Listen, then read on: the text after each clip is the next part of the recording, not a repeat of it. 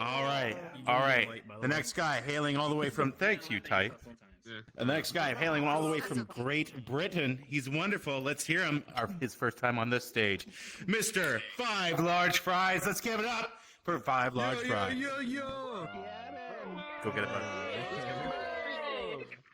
How's it going, everyone? Hope you're having a great night tonight. Don't worry, I know a lot of you are American. I haven't come here to colonize you again. But no, it's great being here in VR. I was a little bit nervous coming on stage tonight. So I spoke to my ex. I said, look, I'm going on stage. How do you think about this set? I'm going to sprinkle some weak jokes in and do some strong jokes, but more so the weak jokes. She looked me dead in the eyes and said, like your performance in bed. It'd help if I was on music. It's the greatest thing about being in VR though is none of you guys know that I've got my script up in front of me. Don't worry about the porn on the other screen. That one's fine. Don't worry about that. That's for later. But if you didn't know, I'm 33 years old and I'm old-fashioned, so I've got my script somewhere here, written on a piece of paper. Do you guys know what paper is? Am I too old for paper? But the downside is I'm in fucking VR, so I can only see the top joke and the punchline for the second joke. I thought, well, I'm on stage, a bunch of virgins here, so I thought I'll give it a go. Did you hear about the man who's got one right arm and one right leg? Orange, you glad I didn't say banana? Yeah, it didn't fucking work, did it? It didn't fucking work. Get out of here. But no, speaking about oranges and bananas, I went shopping the other day. And you know how everyone says, oh, my life's a sitcom. Now, I definitely had a sitcom moment. I went to go get some Coke. For some reason, it's on the top shelf, big crate of Coke, and I'm vertically challenged. I'm not that tall. So I'm struggling to get it. I'm like this. Come here, you bastard. And I turn, and I see the most stunning 10 out of 10 woman. And I was so stunned, I dropped the Coke. Right on top of an old man's head. Don't worry about him. He's fine. He's fine. He was lucky it was a soft drink.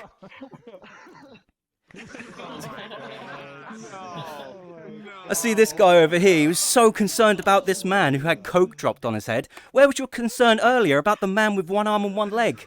Don't worry about him. He's all right now. I know, it's great. It's great. Fucking. You know what's crazy about the American language and the UK language? I guess it would be English, right? The differences in the wording. So you have what you would call pants, we would call trousers. What you guys would call biscuits, we would call scones. And what you guys would call the 45th president of the United States, Donald Trump, we would call a cunt.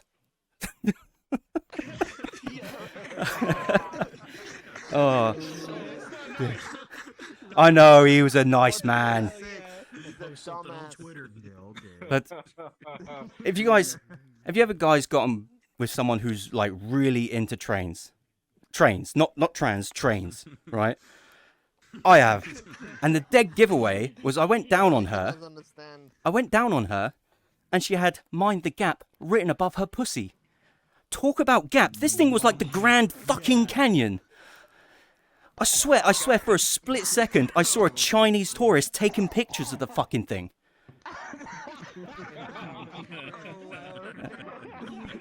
I guess that explains why China sent their spy balloon across. It's trying to get the whole thing in camera.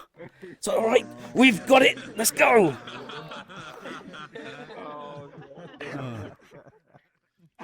I did have some other jokes, but apparently my mind was so nervous that I forgot them.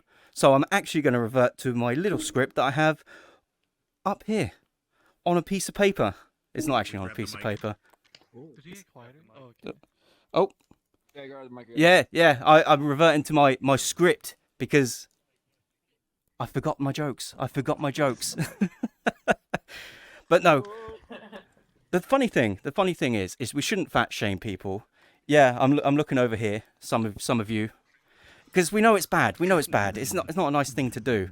You wouldn't go up to someone and be like, "Hey, fatty, do you want another cake?" Because we know it's not nice. It's going to hurt their feelings. Mainly because we know there isn't any cake.